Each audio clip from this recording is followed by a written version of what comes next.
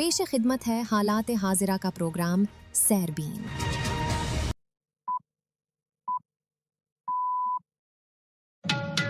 14 مئی کے سیربین سے جاوید چودھری کا سلام۔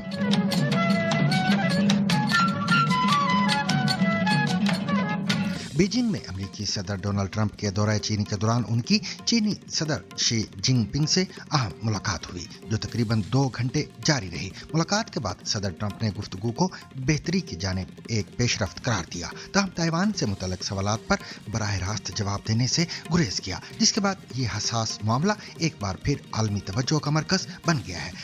You and I have known each other now for a long time. In fact, the longest relationship of our two countries that any president has had. And that's, to me, an honor. We've had a fantastic relationship. We've gotten along. When there were difficulties, we worked it out. چینی صدر شی جن پنگ نے اس موقع پر کہا کہ دنیا تیزی سے بدل رہی ہے اور ایسے وقت میں بڑی طاقتوں کی ذمہ داری ہے کہ وہ محض آرائی کی بجائے تعاون کا راستہ اپنائیں۔ ان کے مطابق چین اور امریکہ کو حریف نہیں بلکہ شراکت دار ہونا چاہیے، کیونکہ تعاون میں دونوں کا فائدہ اور تصادم میں نقصان ہے۔ President Trump, I'm very pleased to meet you in Beijing. Welcome back to China after 9 years. The whole world is watching our meeting. متحدہ عرب امارات نے اسرائیلی وزیر اعظم بنجامن نیتن یاہو کے ممکنہ دورہ امارات سے متعلق خبروں کو مسترد کر دیا ہے، جبکہ نیتن یاہو نے الزام عائد کیا ہے کہ پاکستان سمیت بعض ممالک سوشل میڈیا کے ذریعے امریکہ اور اسرائیل کے اتحاد کو کمزور کرنے کی کوشش کر رہے ہیں۔ اس کے بعد جب ہم ایڈریس کا پتہ لگاتے ہیں تو یہ پاکستان کے کسی بیسمنٹ کا نکلتا ہے۔ بھارت کی خفیہ ایجنسی را کے سابق سربراہ کا کہنا ہے کہ بھارت پاکستان کو عالمی سطح پر تنہا کرنا چاہتا تھا، مگر اب خود سفارتی تنہائی کا شکار ہوتا دکھائی دے رہا ہے۔ پاکستان ٹوٹ جائے گا، بکھر جائے گا، یہ ہے وہ ختم ہو جائے گا۔ پاکستان ختم نہیں ہونے والا ہے۔ پاکستان کے صوبے بلوچستان میں سیکیورٹی فورسز کے آپریشن میں 7 شدت پسند ہلاک، جبکہ 1 میجر سمیت 5 اہلکار بھی جان کی بازی ہار گئے۔ ISPR کے مطابق کارروائی خفیہ اطلاعات کی بنیاد پر کی گئی۔ غزہ میں انسانی بحران مزید سنگین، اب انسانوں کے ساتھ ساتھ جانور بھی امداد کے منتظر۔ خوراک اور پانی کی شدید قلت نے زندگی کو مفلوج کر دیا۔ غزہ میں جنگ کی قیمت اب جانور بھی چکا رہے ہیں، لیکن جانوروں کے ڈاکٹرز کے ایک گروپ نے ان کی تکلیف کم کرنے کا فیصلہ کیا۔ ڈاکٹر ممدو ابو لبدہ اور ان کی ٹیم نے 2023 میں غزہ میں جانوروں کے علاج کے لیے ایک مہم کا آغاز کیا۔ برطانوی خاندان کی 80 سالہ تلاش آخرکار کامیاب، دوسری جنگ عظیم سے جڑی ایک انوکھی کہانی منظر عام پر آ گئی۔ ڈالسی لی برٹن خوشی سے جھوم اٹھیں جب انہیں پتہ چلا کہ BBC ورلڈ سروس نے 4 سال کی تلاش کے بعد ان کے انکل ٹام کو ڈھونڈ نکالا ہے۔ بھارت کے عازمین حج کے لیے متعارف کرائی جانے والی سمارٹ واچ آسانی بن رہی ہے یا نئی الجھن، جانیے آج کے پروگرام میں۔ جب آپ نیٹ فلکس دیکھتے ہیں تو نیٹ فلکس آپ کو دیکھ رہا ہوتا ہے۔ امریکہ میں سٹریمنگ کمپنی نیٹ فلکس پر صارفین کی نگرانی اور جاسوسی جیسے الزامات۔ اور رس گلا کس نے بنایا تھا؟ جانیے رس گلے کی دلچسپ کہانی، اس کی تاریخ، ذائقے اور ثقافتی مقابلے کی تفصیل۔ اس کے علاوہ مزید خبریں، تجزیے اور خصوصی رپورٹس بھی آج کے سیربین میں شامل ہیں، مگر ہمیشہ کی طرح پہلے اہم عالمی خبروں کا خلاصہ۔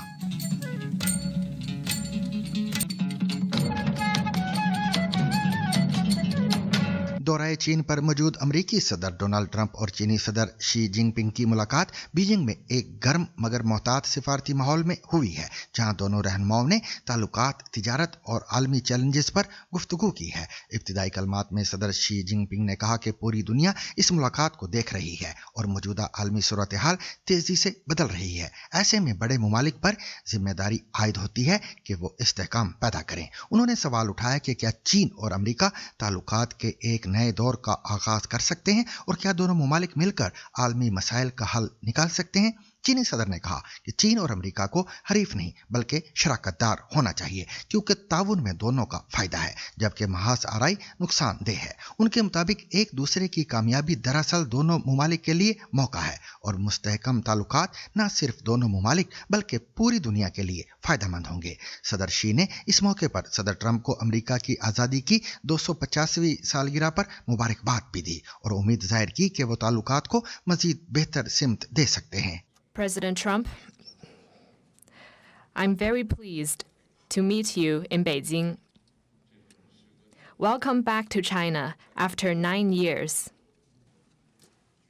The whole world is watching our meeting. Currently, transformation not seen in a century is accelerating across the globe, and the international situation is fluid and turbulent. The world has come to a new crossroads. Can China and the United States overcome the Thucydides trap and create a new paradigm of major country relations?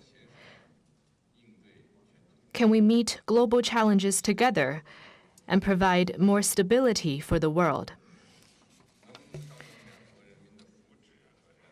Can we, in the interests of the well-being of our two peoples and the future of humanity, build a brighter future together for our bilateral relations?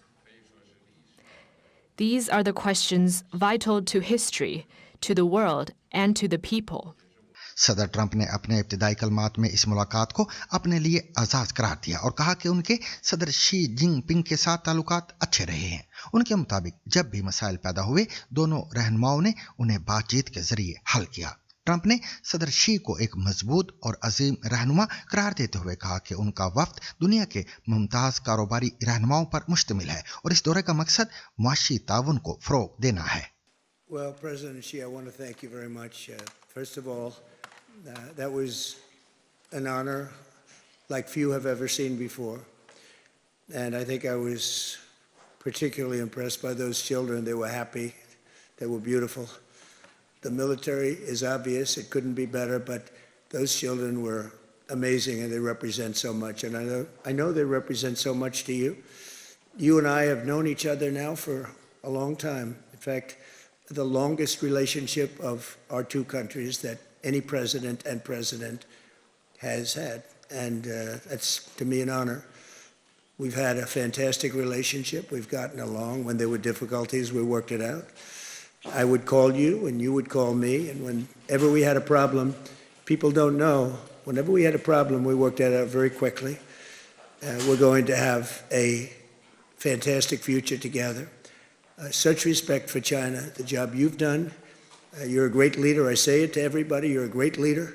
Sometimes people don't like me saying it, but I say it anyway because it's true. I only say the truth. मुज़ाकरात से कबल चीनी सरकारी media के मुताबिक दोनों मुमालिक की तिजारती टीमों के दरमियान होने वाली बातचीत में मुस्बत पेशरफ्त हुई है, जबकि शी ने कहा कि तिजारती जंग में कोई फाते नहीं होता और दोनों मुमालिक को बाहमी फायदे की बुनियाद पर ताल्लुकात आगे बढ़ाना चाहिए। ताहम बातचीत के दौरान ताइवान का मसला एक अहम और हसास मौजू रहा, जिस पर चीन ने खबरदार किया कि अगर इसे दुरुस्त तरीके से ना संभाला गया तो दोनों मुमालिक तसद्दुम की तरफ जा सकते हैं। मुलाकात के बाद दोनों रहनुमाओं के दरमियान दो तरफा मुज़ाकरात तकरीबन 2 घंटे जारी रहे, जो तयशुदा वक्त से तवील थे। इसके बाद दोनों ने बीजिंग के तारीखी मुकाम टेम्पल ऑफ हेवन का दौरा किया, जहां दोस्ताना माहौल में तस्वीर भी बनाई गईं। इस मौके पर ट्रंप ने इस मुकाम को नाकाबिले यकीन और चीन को खूबसूरत करार दिया। चीनी मीडिया के मुताबिक शी जिनपिंग ने बादशाह अमरीकी कारोबारी रहनुमाओं से भी मुलाकात की, जिनमें एप्पल के टिम कुक और एनवीडिया के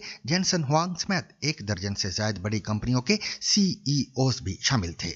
सदर शी ने कहा कि चीन के दरवाजे अमरीकी कंपनियों के लिए मजीद खोले जाएंगे और अमरीकी सरमायाकारी का खैर मकदम किया जाएगा, क्योंकि इससे दोनों मुमालिक को फायदा पहुंचता है।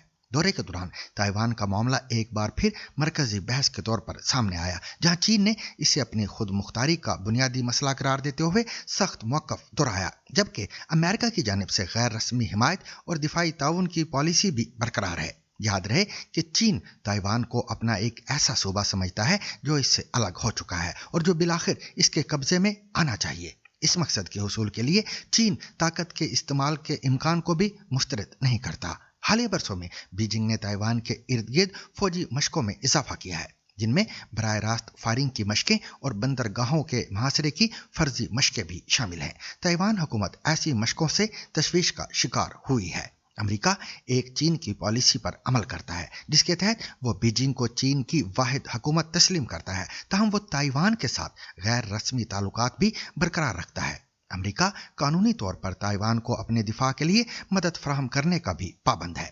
इस नज़र में आलमी मुबस्सिरीन इस मुलाकात को चीन और अमेरिका के ताल्लुकात के मुस्तकबिल के लिए एक अहम मोड़ करार दे रहे हैं।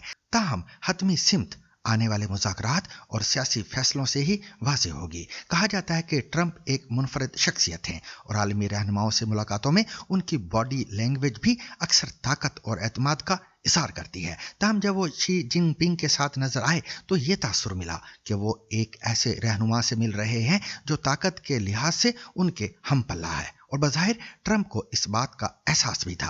मिसाल के तौर पर मुसाफे के दौरान देखा गया कि शी जिनपिंग का हाथ ऊपर और ट्रंप का नीचे था, जिसके बाद ट्रंप ने अपने दूसरे हाथ से चीनी सदर के हाथ को हल्के से थपथपाया। दूसरी जानब ट्रंप अपने इस्तकबाल से महजूज होते भी दिखाई दिए।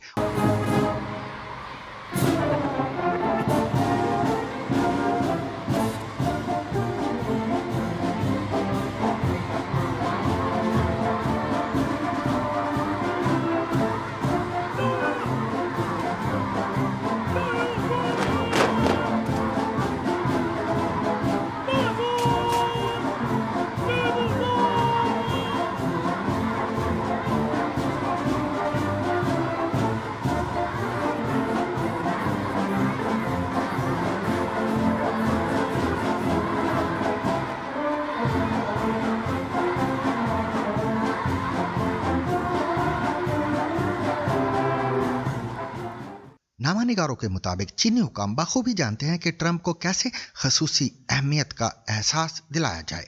वाज़ेह रहे कि तकरीबन एक दहाई बाद ये किसी भी अमरीकी सदर का पहला दौरा चीन है। अमरीकी सदर ने सदर शी जिनपिंग के साथ मुलाकात में तिजारत और टेक्नोलॉजी के शोबों में मुकाबले के तवाज़न पर भी बातचीत की है।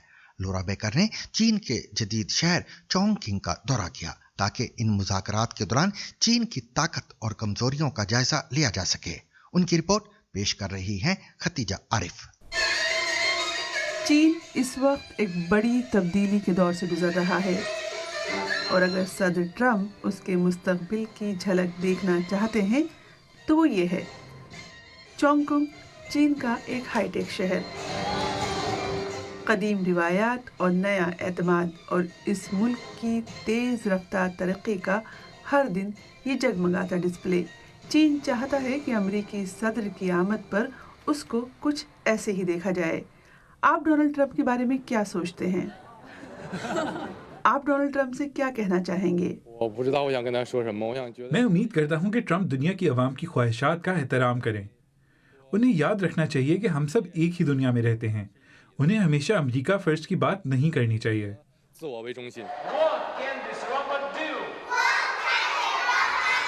और ये वो शोबा है जहां चीन अमेरिका की सिलिकॉन वैली से मुकाबला करना चाहेगा। चीन रोबोटिक्स में अरबों की सरमायाकारी कर रहा है।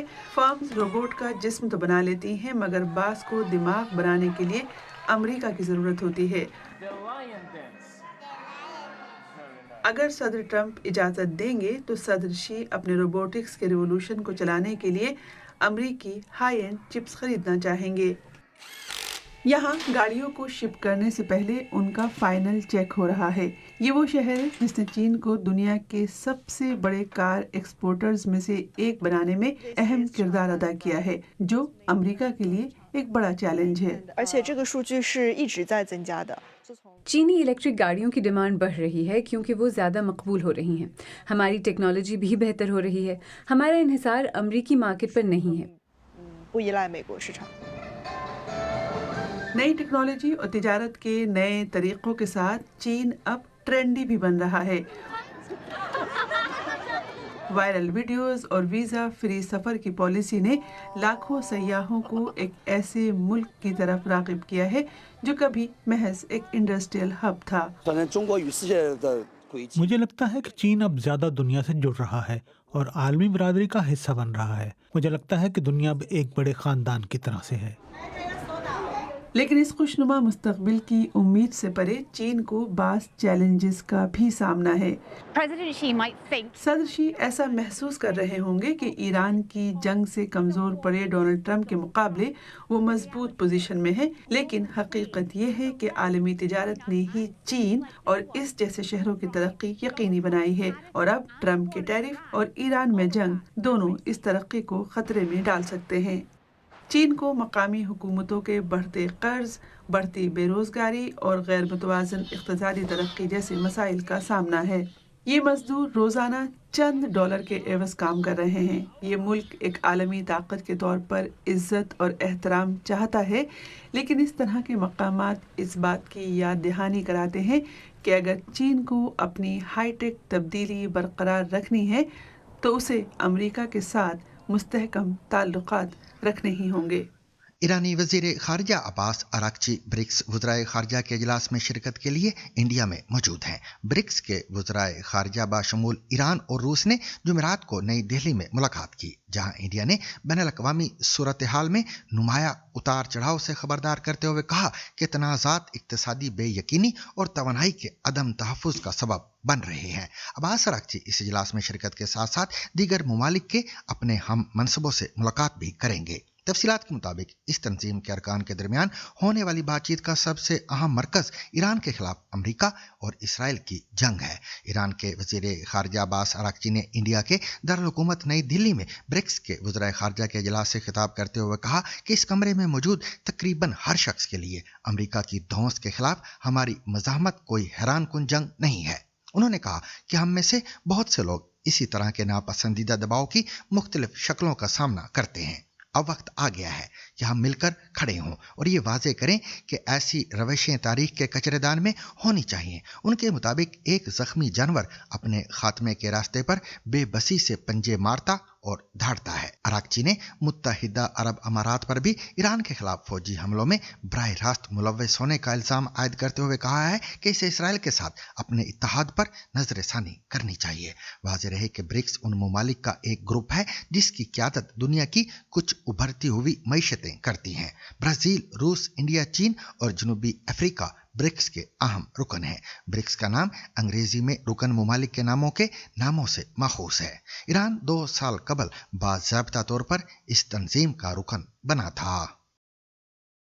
मुत्तहिदा अरब अमारात ने इसराइली वज़ीर आज़म बिन्यामिन नेतन्याहू के मुबैना दौरा अमारात की खबरों को मुस्तरद कर दिया है। अमाराती वज़ारत खारिजा की जानिब से जारी बयान में कहा गया है कि अमेरिका और इसराइल की ईरान के साथ जारी जंग के दौरान नेतन्याहू के UAE के दौरे से मुतल्लिक़ रिपोर्ट्स दुरुस्त नहीं हैं। बयान में मजीद कहा गया कि मुत्तहिदा अरब अमारात इन खबरों की तरदीद करता है जिनमें इसराइली वज़ीर आज़म के दौरे या किसी इसराइली फौजी वफ्द के इस्तकबाल का दावा किया गया है। ये तरदीद ऐसे वक्त में सामने आई है जब बैनुल-अक़वामी मीडिया बाशमूल रॉयटर्स और CBS न्यूज़ ने बुध के रोज़ इसराइली वज़ीर आज़म के दफ्तर के हवाले से रिपोर्ट किया था कि बिन्यामिन नेतन्याहू ने ईरान के साथ जंग के दौरान खुफिया तौर पर अमारात का दौरा किया और सदर मोहम्मद बिन जायद अल नहान से मुलाकात भी की। ताहम इसके बाद ईरानी वज़ीर खारजा अब्बास अराक्ची ने सख्त लहजे में एक्स पर अपने बयान में कहा कि अजीम ईरानी कौम के साथ दुश्मनी एक अहम काना जुआ है और इस रास्ते में इसराइल के साथ ताउन और गठजोड़ नाकाबिले माफ़ी है।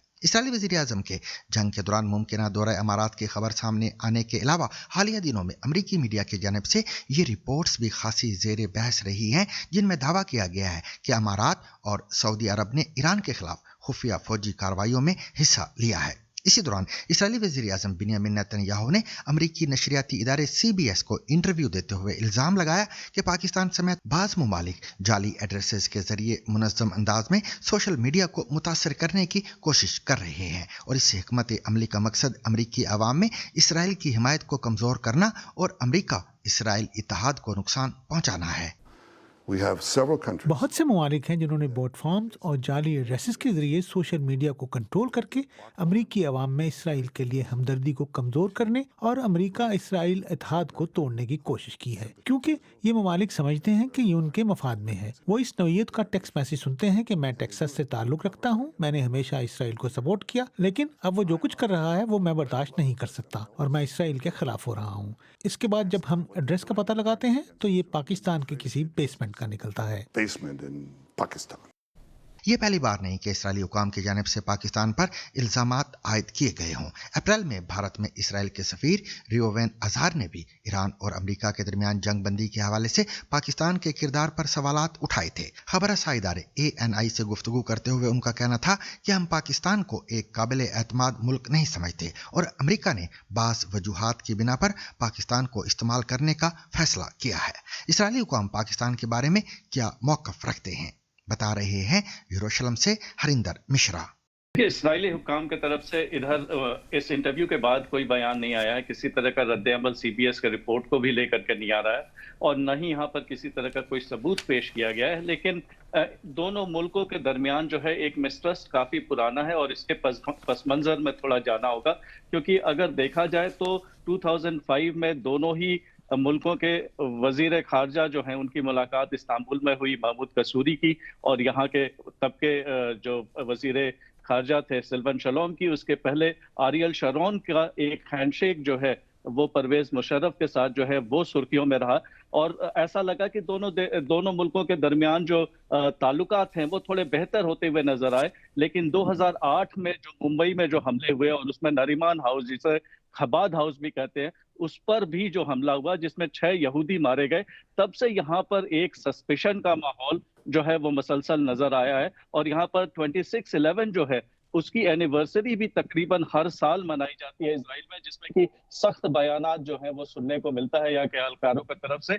और तब से जो है वो पाकिस्तान को लेकर के एक सस्पेशन का जो है वो माहौल यहाँ पर बना हुआ नजर आता है। और हाल में जब फाजा आसिफ ने भी जब जो बयान दिया जिसमें कि इसराइल को एक कैंसरस स्टेट, एक कैंसरस रियासत जो है उन्होंने कहा, और कहा कि वो एक धब्बा है यहाँ पर इंसानियत के नाम पर, तब से जो है यहाँ पर काफी गुस्सा भी जो है उसका भी गुस्सा भी देखा गया और लोग जो है वो लगातार ये कहते रहे कि पाकिस्तान एक डिसऑनेस्ट मीडिएटर है, उस पर यकीन नहीं किया जा सकता। अभी जो हालिया जो भी यहाँ पर इल्जाम लगे हैं उसको लेकर के किसी तरह का सबूत नहीं पेश किया गया है, लेकिन इसको लेकर के पहले इस तरह की एक रिपोर्ट यहाँ पर छपी थी जिसमें यह भी कहा गया था कि एक्स ने भी किसी एक हैंडल को जो है वो डिसमेंटल कर दिया था, जिसके जरिए कहा जा रहा है कि वो पाकिस्तान में ही उसका ओरिजिन था और वहां से जो है इस तरह के बॉट्स जो है वो निकाले जा रहे थे। तो यहाँ पर तब से भी जो है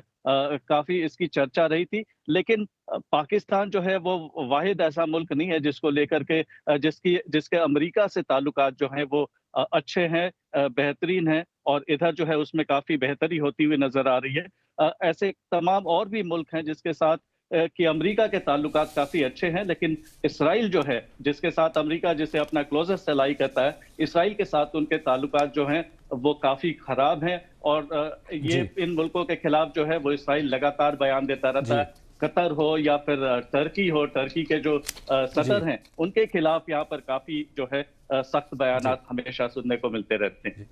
हरिंदर मिश्रा, तफसील बताने का शुक्रिया। पाकिस्तान के सूबा बलोचिस्तान के 2 मुख्तलिफ इलाकों में पुरतशद्दद कार्रवाइयों के दौरान 7 शिद्दत पसंद जबकि पाकिस्तानी फौज के एक अफसर समेत 5 एहलकार हलाक हो गए हैं। पाकिस्तानी फौज के शोबा ताल्लुकात आमा की जानिब से जारी बयान में बताया गया है कि 13 मई 2026 की सुबह पाकिस्तानी फौज और फ्रंटियर कोर बलोचिस्तान के दस्तों ने जिला बारखान के इलाके नौशाम में शिद्दत पसंदों के सर्च एंड सैनिटाइजेशन ऑपरेशन शुरू किया। बयान में मजीद बताया गया कि ऑपरेशन के दौरान सिक्योरिटी फोर्सेज ने दहशतगर्दों के एक गिरोह का सुराग लगाकर उन्हें निशाना बनाया। फायरिंग के तबादले में 7 शिद्दत पसंद हलाक हुए। कार्रवाई के दौरान शिद्दत पसंदों के कब्जे से असला, गोला बारूद और धमाका खेज मवाद भी बरामद किया गया है। ISPR की जानिब से जारी बयान में इस वाक़े की तस्दीक करते हुए बताया गया है कि हलाक होने वाले एहलकारों में मेजर तौसीफ अहमद भट्टी, लांस नाइक फिदा हुसैन, सिपाही जाकिर हुसैन, सिपाही सुहेल अहमद और सिपाही मोहम्मद अयास शामिल हैं। ISPR के मुताबिक इलाके में मौजूद मजीद मुमकिन शिद्दत पसंदों के खात्मे के लिए सैनिटाइजेशन ऑपरेशन बदस्तूर जारी है। वाज़ेह रहे कि बार खान सूबा बलोचिस्तान का सूबा पंजाब से मुत्तसिल सरहदी जिला है, जबकि इसकी सरहदें बलोचिस्तान के इजला डेरा बुगटी और मूसा खेल से भी लगती हैं। मीडिया को जारी किए जाने वाले एक बयान में कालादम बलोच लिबरेशन आर्मी ने इस वाक़े की जिम्मेदारी कबूल की है।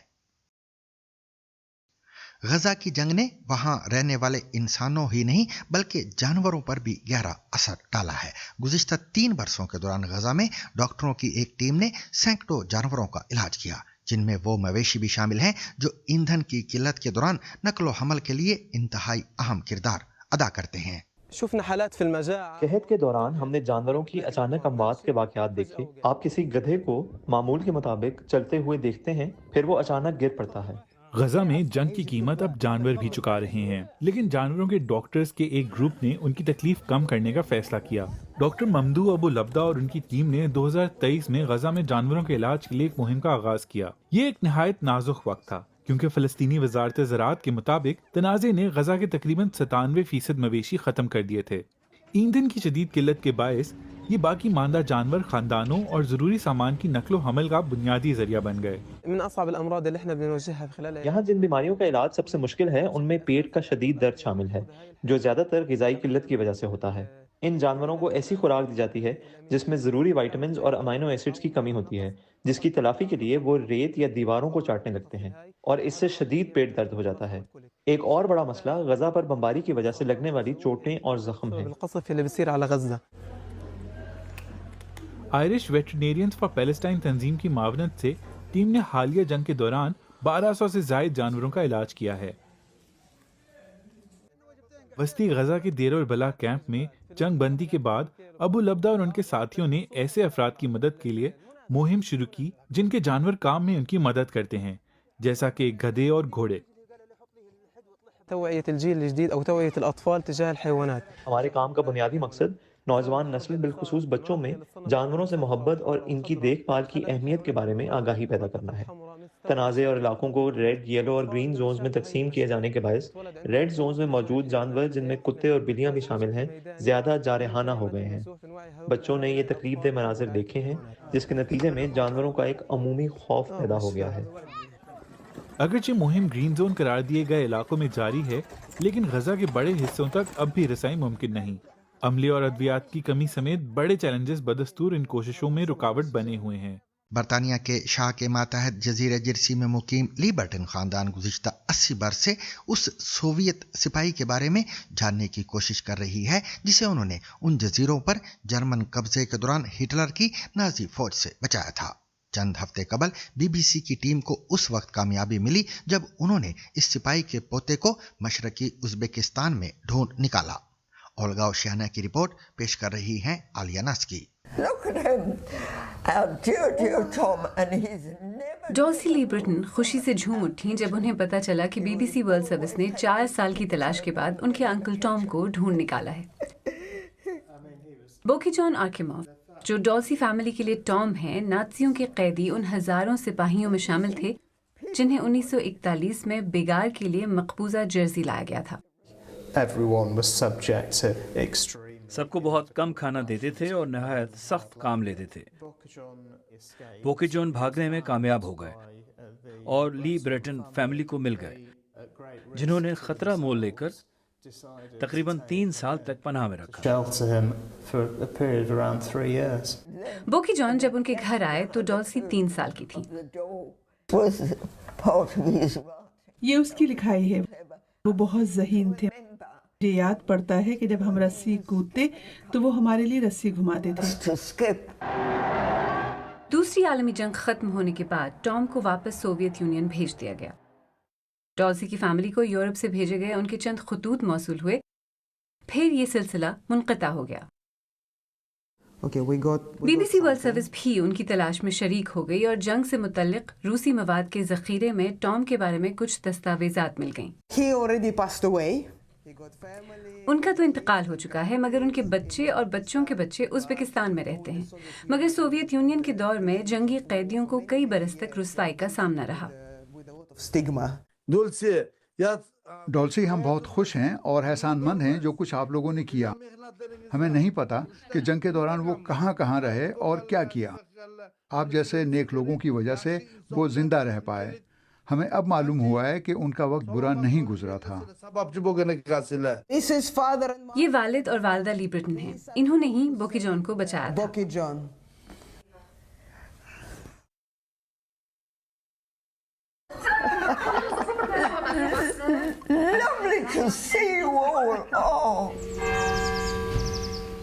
لی برٹن فیملی نے کبھی ستائش کی خواہش نہیں کی. ان کے نزدیک بوکی جان کو، جنہوں نے ان کے در پر دستک دی تھی، بچانا ہی نہیں کی تھی. بی بی سی کی تحقیقات کا علم جب ازبک حکام کو ہوا تو وہ ڈولسی کے والدین کی ہمت کے اعتراف میں انہیں اعزاز سے نوازنے کے لیے جرسی آئے اور ایوارڈ ڈولسی کے سپرد کیا. انڈیا کی خفیہ سروس را کے سابق سربراہ AS دولت کا کہنا ہے کہ جنگ اور پاکستان کو تنہا کرنے کی پالیسی سے انڈیا کو کچھ حاصل نہیں ہوا ہے، بلکہ اب انڈیا خود سفارتی طور پر تنہا ہوتا دکھائی دے رہا ہے. انہوں نے مزید کیا کہا، دیکھیے شکیل اختر کے ساتھ ان کا یہ خصوصی انٹرویو. پاکستان ٹوٹ جائے گا، بکھر جائے گا، یہ ہے وہ ختم ہو جائے گا. پاکستان ختم نہیں ہونے والا ہے. عمران باجوہ اس ٹائم لگتا تھا کہ پاکستان ہمارے ساتھ آگے چلنا چاہتا ہے، اور عمران نے کئی بار کہا بھی اگر آپ ایک قدم چلیں گے تو ہم آپ کے ساتھ 2 قدم چلیں گے. ایک ایسا موقع تھا جب یہ جیش والے لگے ہوئے تھے اس کی جان کے پیچھے مشرف کی، تو ہم نے ایک اطلاع بھی دی تھی پار والوں کو، ISI کو، ذرا خیال رکھنا. اور پھر جنرل صاحب نے تھینک یو کہا تھا. دولت صاحب، پہلگام کے واقعے کو پچھلے سال اپریل میں ہوا تھا، پھر اس کے بعد آپریشن سندور انڈیا نے لانچ کیا. 1 سال ہو گئے اسے، اور آئیڈیا انڈیا کا یہ تھا کہ ایک یہ ڈیسائسو ڈیٹرن کے طور پر استعمال کیا تھا کہ یہ جو دہشت گردی کے واقعات ہوتے ہیں جس کا الزام پاکستان پر لگا، اور اس کے بعد انڈیا نے یہ کارروائی کی. تو یہ جو ڈیسائسو ڈیٹرن کا جو پالیسی تھی، یہ جو گورنمنٹ نے جو سوچا تھا، کیا وہ ڈیزائرڈ رزلٹ اس کا آیا؟ دیکھیے، انڈیا پاکستان کے بیچ میں کوئی چیز کبھی ڈیسائسو ہوئی نہیں. سن 47 سے لے کے آج تک، ہے نا. کئی بار انہوں نے کوشش کی، کئی بار ہم نے کوشش کی، تو کوئی بھی چیز ڈیسائسو ہوئی نہیں. اگر کوئی جنگ میں سوچتا ہوں ہوا تو 65 میں ہوا، جب کئی جگہ ہینڈ ٹو ہینڈ فائٹنگ بھی ہوئی تھی، اور لیکن اس میں بھی کچھ نکلا نہیں. ہم نے وڈرا کیا. تو یہ چلتا رہتا ہے ہندوستان پاکستان کے بیچ میں. تو یہ بتائیں کہ پچھلے کچھ سالوں سے، خاص طور سے مودی حکومت آنے کے بعد جو پالیسی رہی ہے انڈیا میں، وہ ایک طرح کی پاکستان سے بات چیت نہ کرنے کی رہی ہے. انٹرنیشنل لیول پر آئسولیٹ ہو جائے پاکستان دہشت گردی کے حوالے سے. تو کیا اس میں انڈیا کو کامیابی مل سکی ہے؟ نہیں، بلکہ گریجولی ہم آئسولیٹ ہو رہے ہیں. یہ آئسولیشن جو ہم چاہتے ہیں نا، یہ پرانی کہانی ہے کہ پاکستان ٹوٹ جائے گا، بکھر جائے گا، یہ ہے وہ ختم ہو جائے گا. پاکستان ختم نہیں ہونے والا ہے. یہ بکھرنے والا نہیں ہے، ٹوٹنے والا نہیں ہے. بلوچستان میں جو بھی ہو، یہاں بھی ہو، وہاں بھی ہو، یہ چلتا رہتا ہے. وہ کہتے ہیں کہ ہندوستان ٹوٹ جائے گا. ہندوستان بہت بڑا ملک ہے، کہاں ٹوٹنے والا ہے ہندوستان. لیکن بات چیت کبھی رکنی نہیں چاہیے. پاکستان کے ساتھ بات چیت ہوتی رہنی چاہیے. آج سے نہیں، شروع سے آپ اس کے بہت بڑے پروپوننٹ رہے ہیں. ہاں، میں تو ہوں. لوگ مجھے بیوقوف کہتے ہیں، لیکن بیوقوف بھی تو ہوتے ہیں نا. تو میں ایک چیز یہ جاننا چاہتا ہوں کہ پچھلے کچھ سالوں میں ایک اور میں آپ کو مثال دیتا ہوں. آپ کو 21 کا یاد ہے؟ 21 میں سیز فائر ہوا تھا. عمران خان کا ٹائم تھا. عمران باجوہ اس ٹائم لگتا تھا کہ پاکستان ہمارے ساتھ آگے چلنا چاہتا ہے، اور عمران نے کئی بار کہا بھی اگر آپ ایک قدم چلیں گے تو ہم آپ کے ساتھ 2 قدم چلیں گے. اور میں نے تب لکھا تھا this should open more doors. افسوس یہ ہے اس کے بعد کچھ ہوا نہیں، وہیں پھنسے رہے.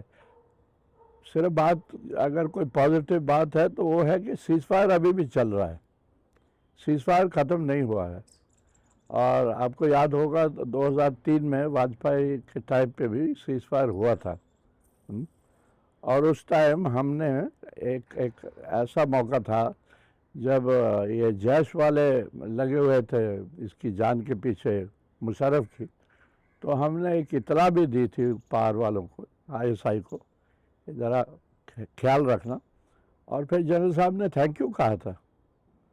मैं तो उस टाइम नहीं था, मेरा कोई सक्सेसर था, पर मैं ये आपसे ये कहना चाहता हूँ कि ऐसे टाइम भी थे, अच्छे टाइम भी थे। ये बताएं कि एक ऐसा भी वक्त आया पिछले कुछ सालों में जब ऐसा लगा कि जो इंडिया ने कश्मीर के हवाले से जो स्टैंड लिया हुआ है उससे दुनिया जो है वो एग्री करने लगी, उसकी तरफ लगता था कि मुत्तफिक होने लगी थी। लेकिन जिस वक्त ये ऑपरेशन सिंदूर के बाद जो है उसे वो हिमायत नहीं मिली जो जिसकी वो एक्सपेक्ट कर रहा था कि इंटरनेशनल कम्युनिटी जो है उसके साथ आएगी। हर मुल्क ऐसा है, वो अपना देखते हैं उसको, उनको क्या फ़ायदा मिलता है।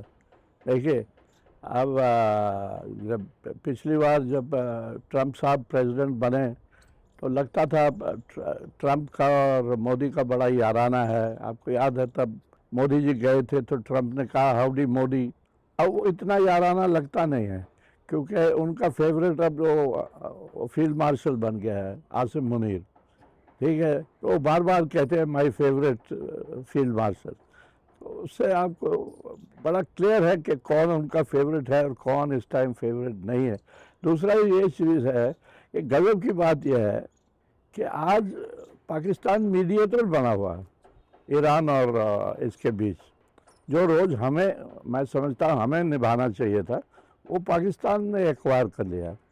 तो नेचुरली अब आसिम मुनीर बड़ा लीडर बन गया है और शाहबाज भी उसके साथ चलता है। तो ये ऐसा है। पाकिस्तान में जनरल परसेप्शन है कि बलूचिस्तान में इंडियन एजेंसियों का बहुत ज़्यादा हाथ है। हाँ है, मैं समझ रहा हूँ आपकी बात। जैसे हमारे यहाँ परसेप्शन है कि वही करवाते हैं। अब इसमें कोई शक तो नहीं है कि पहलगाम हुआ, किसी ने तो कराया। हमारे यहाँ सब मानते हैं कि पाकिस्तान ने कराया। आप मानेंगे कि मैं इसको देख रहा हूँ 88-89 से, जब पहले डिस्टर्बेंस शुरू हुई थी कश्मीर में, ऐसा वाक़या कभी नहीं हुआ है। अगर इस वाक़े को कुछ देर के लिए पस मंज़र में रखें, इससे पहले एब्रोगेशन 370 के बाद जो अगर आप देखें वाक़या, तो वहाँ पे एक तरह का वायलेंस में भी कमी आई है, बेचैनी भी अपरेंटली कम नज़र आ रही है सतह पर। इसका क्या मतलब है? क्या कश्मीर अंदरूनी तौर पर सेटल हो रहा है, हल हो रहा है? क्या, कैसे उसको डिस्क्राइब करेंगे आप? देखिए, उसको दो तरह डिस्क्राइब किया जा सकता है। एक तो विजिबल कश्मीर है जिसकी आप बात कर रहे हैं। वो विजिबली लगता है कि टूरिज़्म बढ़ रहा है, पत्थरबाजी बंद हो गई है, बड़े प्रोटेस्ट नहीं होते हैं और हालात सुधरे हुए हैं। एक इनविजिबल कश्मीर है जिसमें कश्मीरी बात ही नहीं करता है किसी से, परेशान है। उमर अब्दुल्ला की सरकार बनी 1.25 साल पहले, तो मैंने कहा था कि इससे अच्छा मौका अब नहीं मिलेगा। कश्मीरी खुश है कि उसकी सरकार बनी है। अब दिल्ली की क्रेडिबिलिटी के लिए और हमारे चीफ मिनिस्टर, वहाँ कश्मीर के चीफ मिनिस्टर की क्रेडिबिलिटी के लिए अच्छा यही है कि रेस्टोरेशन ऑफ स्टेटहुड हो जाए। और दिल्ली ने यह पार्लियामेंट में भी कह रखा है कि हम इसको रिस्टोर करेंगे। सवाल सिर्फ यह है कि कब करेंगे। अब लगता नहीं कि करेंगे। आपने इनविजिबल कश्मीर की बात की। बज़ाहिर ये कहना चाहते हैं आप कि ये इसका जो मसले हैं वो हल नहीं हुए हैं, तो आखिर इसका हल कैसे निकले और स्पेशली इसका मुस्तकबिल क्या है? मैं तो उनमें से हूँ जो कहते हैं, हमेशा ही कहता रहा हूँ, इतने सालों से कहता रहा हूँ कि इसका हल जब भी निकलेगा बातचीत से ही निकलेगा। मोदी जी के होते हुए निकले, अमित शाह के होते हुए निकले, या कभी बाद में निकले, और इससे अच्छा मौका मैं तो समझता हूँ कभी भी नहीं था। आपको याद होगा 14 में जब मोदी जी की सरकार बनी तो हमारे मीरवाइज ने वेलकम किया मोदी को اور کہا کہ اب ہم سوچتے ہیں کہ جو اٹل جی نے شروع کیا تھا کشمیر کے لیے وہ آپ اس کو آگے بڑھائیں گے. پر کشمیر کی بدقسمتی یہ ہے کہ اس لائن پہ کسی نے سوچا نہیں ڈھنگ سے. یہ نہیں میں کہتا کہ مودی جی نے نہیں سوچا, پاکستان بھی گئے, بات بھی کی, یہ وہ, بٹ ایک دیکھیے نا difference between Vajpayee and Modi is this کہ واجپئی بلیو کہ یہ ہمیں کرنا ہے. میں تو ان کے ساتھ تھا. وہ دو چیزیں کہتے تھے بار بار کہ دیکھیے یہ پرماننٹ جو کنفرنٹیشن ہے پاکستان کے ساتھ اس کو ختم کرنا ہوگا. آپ کو یاد ہے جب لاہور گئے وہ بس لے کے تو وہاں میاں صاحب کو ہاتھ پکڑ کے کہنے لگے کہ ہم جنگ نہیں ہونے دیں گے. آپ کو یاد ہے؟ تو وہ تھا. اور میں آپ کو یاد دلاتا ہوں اپریل 2003 میں اٹل جی سری نگر آئے, میں ساتھ کھڑا تھا وہاں, اور انہوں نے یہ کہا کشمیریوں کو کہ میں 2 بار کوشش کر سکا ہوں کہ پاکستان کے ساتھ ہاتھ ملایا جائے, آگے بڑھا جائے, اور دو بار پاکستان نے مجھے دگا دیا ہے یا ہمیں دگا دیا ہے. میں تیسری بار پھر کوشش کروں گا.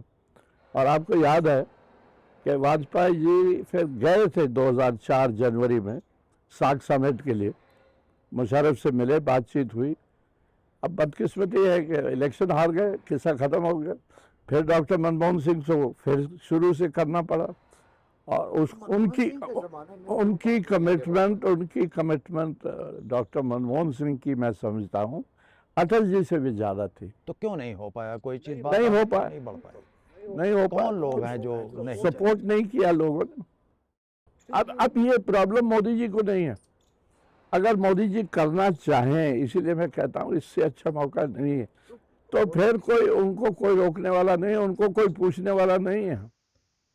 حج کی تیاری میں اکثر گھرانے مہینوں نہیں بلکہ برسوں لگا دیتے ہیں. پاسپورٹ, ویکسین, احرام, دعائیں اور پھر وہ لمحہ جب روانگی کا انتظار شروع ہوتا ہے. لیکن اس سال بھارت کے کچھ عازمین حج کے سامنے ایک نیا سوال آ کھڑا ہوا ہے. سفر میں حفاظت کے لیے دی جانے والی ایک سمارٹ واچ سہولت بن رہی ہے یا ایک نئی الجھن؟ جانیے غضنفر حیدر سے. بھارتی ذرائع ابلاغ کے مطابق اس واچ کو عازمین کے لیے لازمی قرار دیا گیا ہے.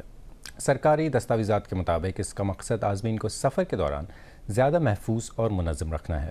اس میں مقام کی نشاندہی، قدموں کی پیمائش، قبلے کی سمت، نماز کے اوقات، طبی اشاریوں کی نگرانی اور ہنگامی اشارے جیسی سہولتیں شامل کی گئی ہیں.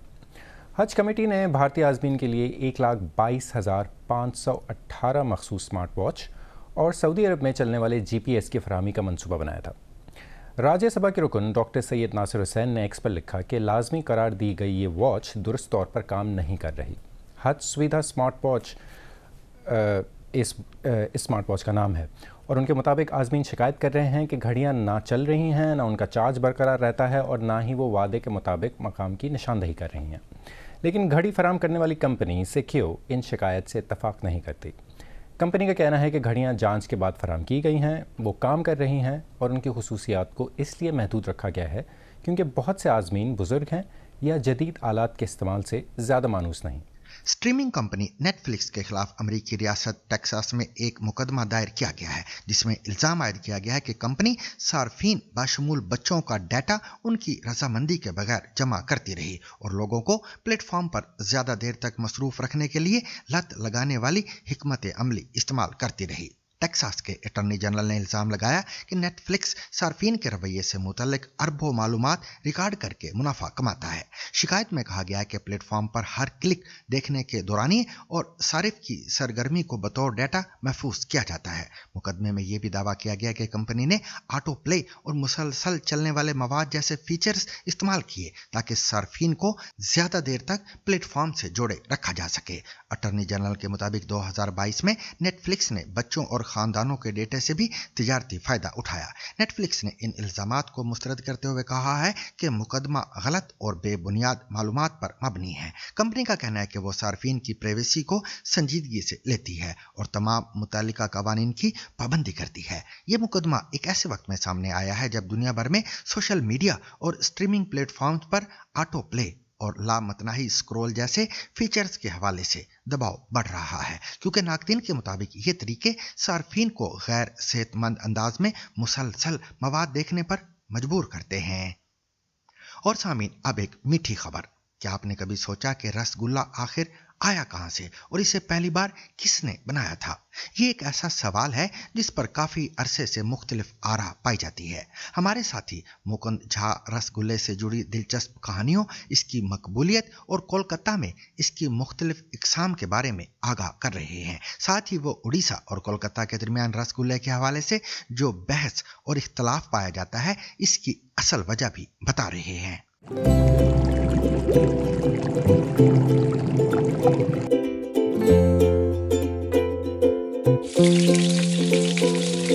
अगर आप मिठाइयों के शौकीन हैं और खास तौर से रसगुल्ले के, तो इस वीडियो में आपको बहुत मजा आने वाला है, क्योंकि मैं आ गया हूं एक लेजेंडरी जगह पे। इस जगह की क्या हिस्ट्री है, क्या लेगेसी है, क्या ट्रेडिशन है, ये सब जानेंगे इस वीडियो में। लेकिन अभी आप मुझे फॉलो कीजिए।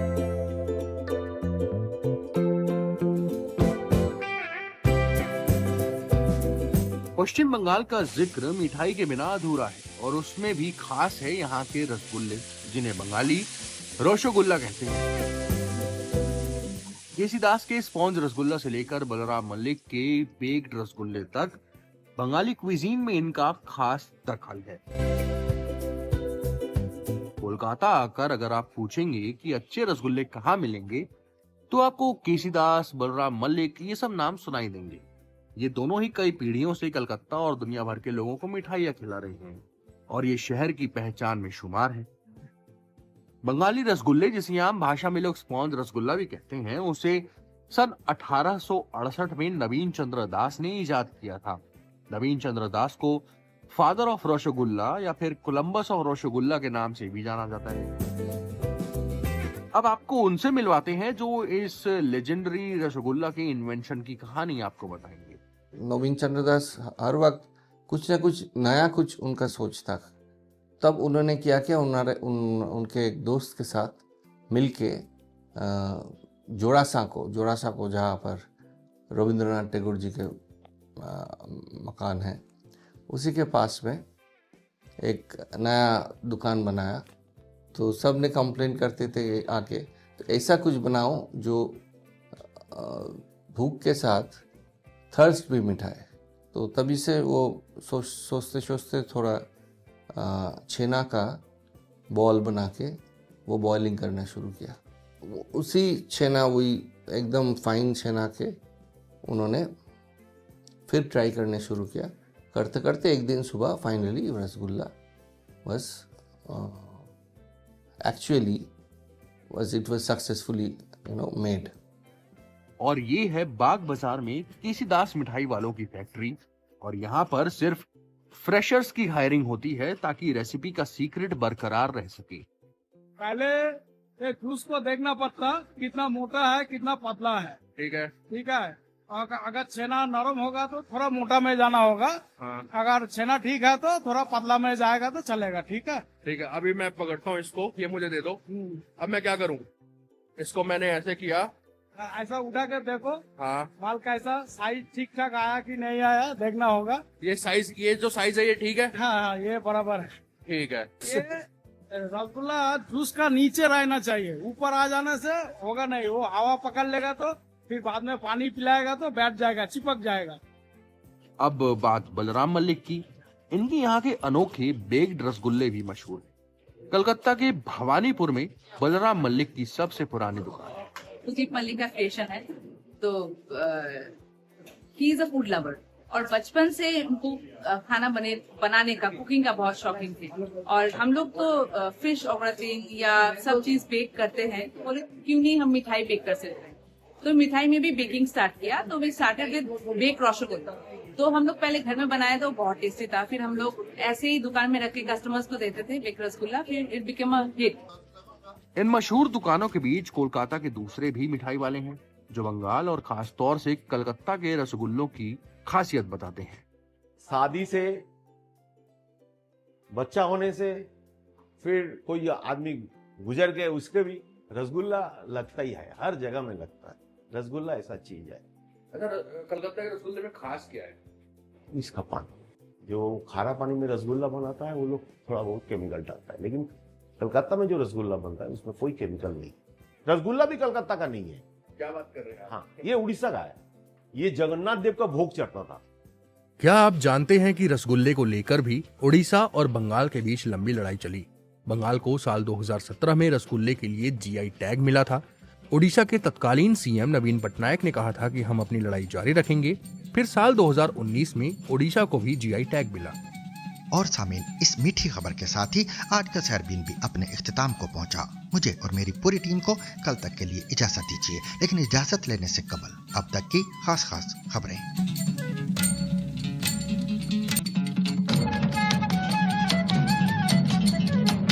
पाकिस्तानी फौज के शोबा तालुकात आमा यानी ISPR का कहना है कि आज आर्मी रॉकेट फोर्स कमांड के ज़ेर तमाम मुकामी तौर पर तैयार करदा फतेह 4 ग्राउंड लॉन्च्ड क्रूज मिसाइल का कामयाब तरबियती तजुर्बा किया गया है और जदीद तरीन नेविगेशन निज़ाम से लैस ये हथियार तवील फासले के अहदाफ को इंतहाई दुरुस्तगी के साथ निशाना बनाने की सलाहियत रखता है। ISPR के मुताबिक इस तरबियती तजुर्बे का मकसद दस्तों की अमली कारकर्दगी को बेहतर बनाना और बेहतर दुरुस्तगी और बढ़ती हुई बका के लिए शामिल मुख्तलिफ ज़ैली निज़ामों के तकनीकी पहलुओं की तस्दीक करना था। इस तरबियती फायर का मुशाहदा Pakistan army rocket force command के सीनियर अफसरान के अलावा तरक्याती इदारे के साइंसदानों और इंजीनियर्स ने भी किया है।